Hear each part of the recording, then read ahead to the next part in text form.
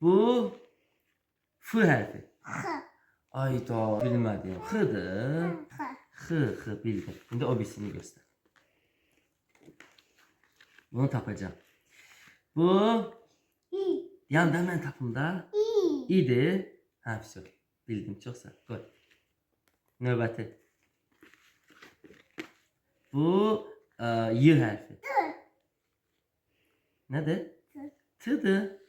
Oyda yine bilmedim. Ha bu harf C harfidir. A. A'dır.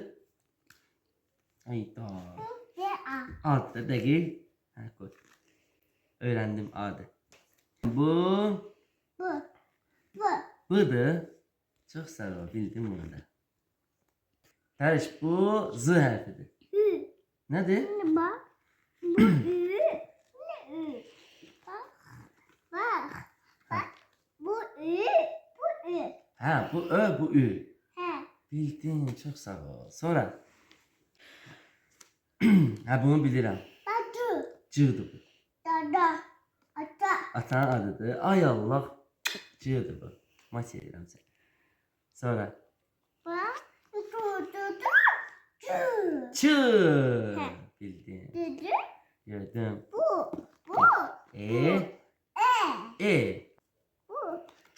Mı. M. Bildin mi? Görsen. Dü. Şı. S'dır. Ay çok sağ ol.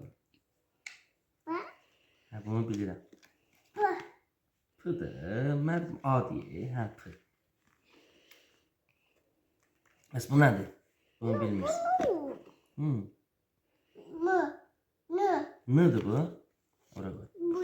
Bu. O Bu. hansı hərfdir? Hı. I.